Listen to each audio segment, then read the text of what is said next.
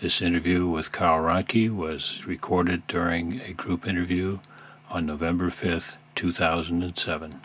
So our first question is, what first excited and attracted you to experiential ed? It wasn't excitement so much that had to do with experiential ed. At the time, for me, it was experimental ed. And people say, you know, Karl, you're so creative and that kind of type of thing. But you have to remember back then there wasn't very much programmatically going on as far as what was being used. People knew what initiative problems were and what games were, but there wasn't a big collection of them. And so every time that I'd come up with something that was used programmatically, they'd say, oh, nice going, do some more, do some more. And so to me, that whole period of time was very experimental rather than experiential. Well, a combination of the two. So that's where my first orientation came from.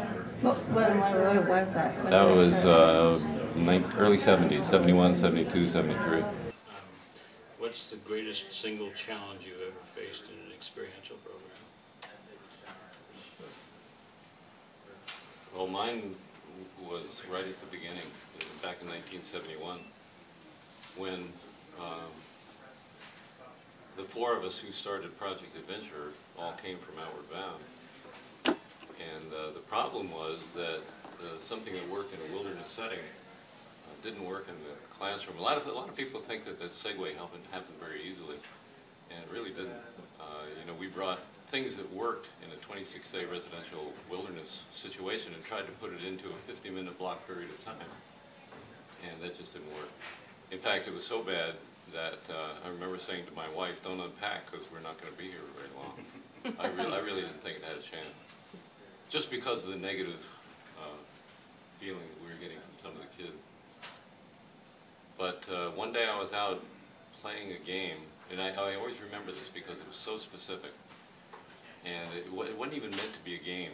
I just did something that I remember doing as a kid that I enjoyed, and that's blowing up an inner tube. And that's so far out of date now, we don't even have inner tube. We had this big inner tube, at least that big around. I blew it up and I told this was a phys ed program, I told them to kick it up and down the field, which they did. And then they turned it into their own game. They named it, they called it Tubicide. And they turned it into a hockey game of kicking this thing up and down. And for the full period, they just ran their legs off. And at the end, they said, "Mr. Rohnke, that was so much fun. Can we do that again?" And it's just something, you know, I clicked a little bit. I mean, it wasn't like an epiphany. But I said, wow, this is the first time anything positive has happened. And so I thought, why did that work? And again, it wasn't immediate, but I recognized that they wanted to challenge themselves and they didn't want me to challenge them. And basically, I guess that's where Challenge by Choice came from, but that wasn't named for at least 3 or 4 years after that. But that was my biggest problem, was to take Outward Bound and try to make it work in an academic setting, a public school setting. I'm really glad you did. Yeah. And my wife was too. You know, it sounds fairly superficial, but a lot of the things that I've taken satisfaction from have been some of the creative ideas that I tried out, not knowing whether they'd work, and then finding out that eventually they became staples in various programs. And I guess the one I took the most satisfaction from was the pamper pole.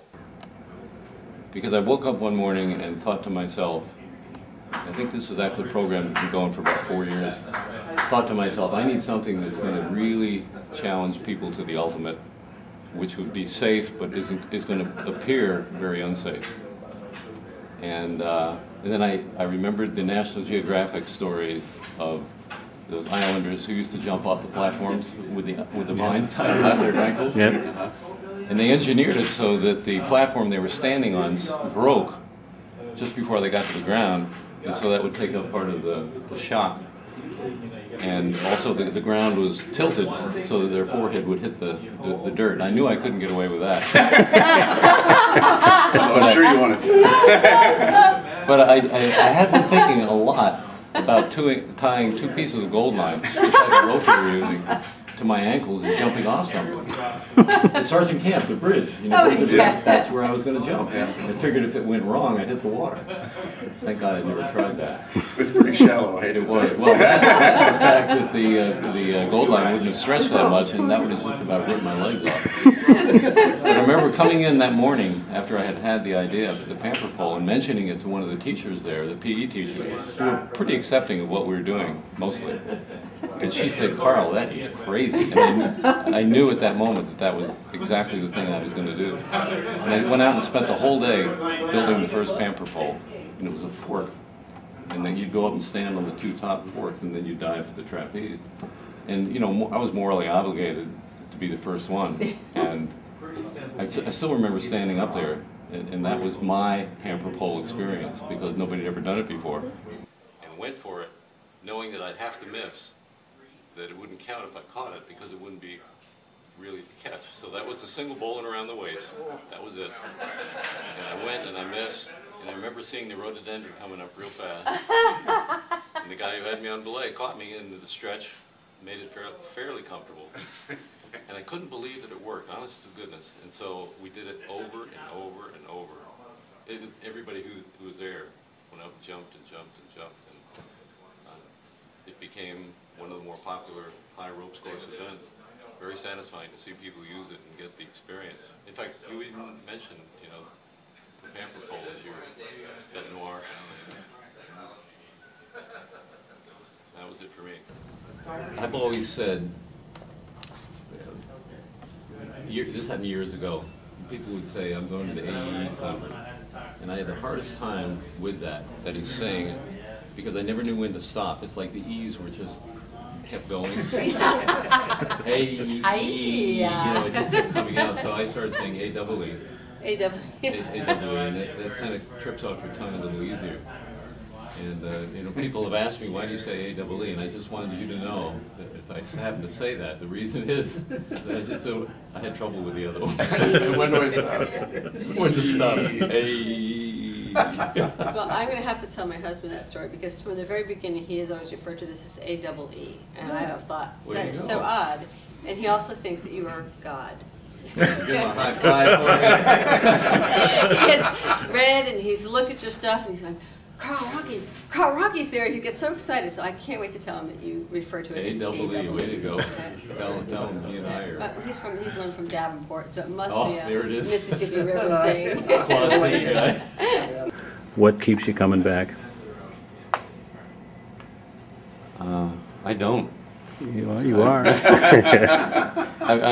I have to admit, I'm not a conference goer. I never, and I don't even have a reason. I've just never felt comfortable. And maybe it's because of all those years where Project Adventure was trying to make itself available through the National Diffusion Grant that we had. And there was a lot of money available for sending us to conferences.